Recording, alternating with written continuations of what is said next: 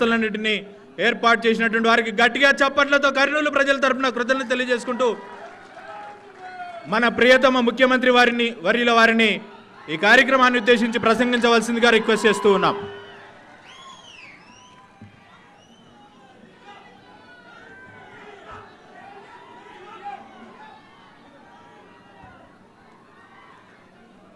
ఈ కార్యక్రమంలో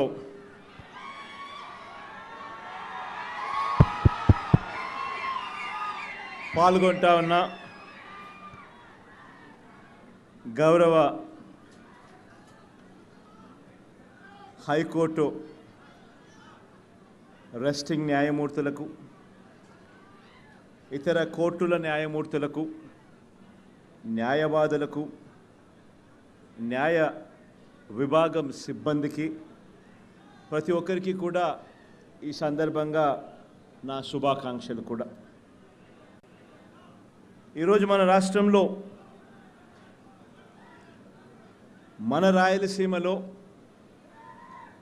అందులోనూ కర్నూలులో నేషనల్ లా యూనివర్సిటీకి ఈరోజు మనం శంకుస్థాపన చేస్తూ ఉన్నాం. ఈ కార్యక్రమం ఎంత భవిష్యత్తు ఉన్న కార్యక్రమం ఈ ప్రాంతానికి, మరీ ముఖ్యంగా రాయలసీమ ప్రాంతానికి అనంటే,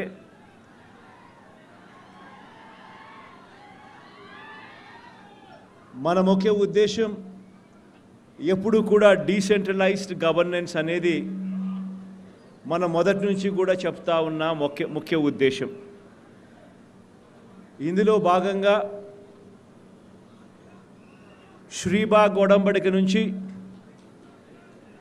రాయలసీమ ప్రాంతాలకి 1937లో 87 సంవత్సరాల కిందట కుదిరిన ఆ శ్రీబాగ్ ఒప్పందంలో భాగంగా ఈ ప్రాంత ప్రజలకు సహేతుకమైన న్యాయం జరిగేట్టుగా అప్పటి నుంచి ఈ ప్రాంతం ప్రజలు కూడా ఎప్పటి నుంచో కూడా దీనికోసం వెయిట్ చేస్తూ ఉన్నారు.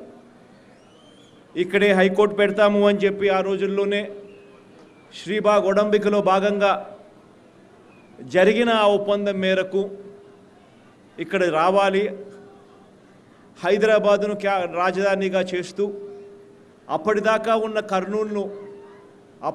రాజధానిగా ఉన్న కర్నూలును ఆ స్టేటస్ పోతా ఉన్న కారణంగా ఇక్కడ హైకోర్టు పెడతాము అని చెప్పి ఆ రోజు చెప్పిన ఆ మాటకు అడుగులు ముందుకు పడే కార్యక్రమాలు జరుగుతూ ఉన్నాయి.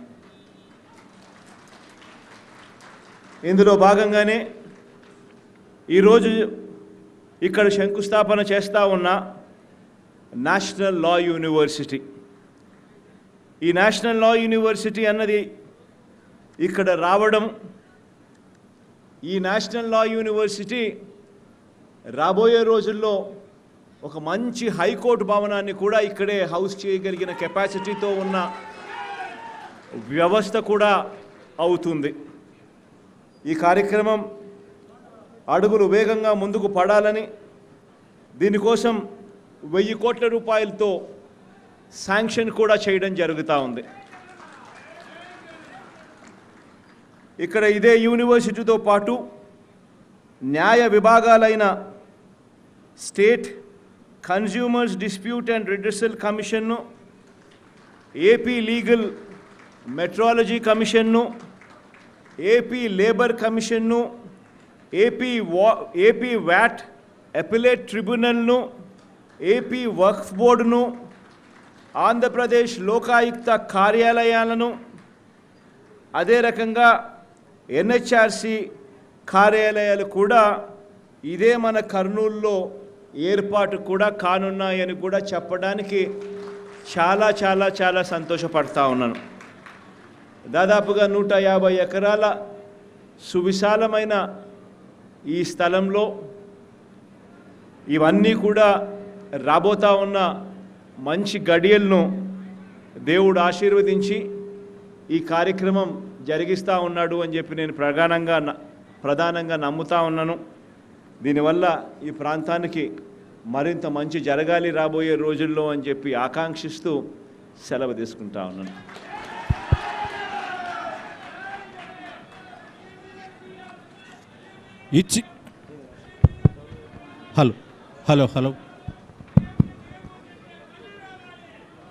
ఇచ్చిన మాటను నిలబెట్టుకున్నారు.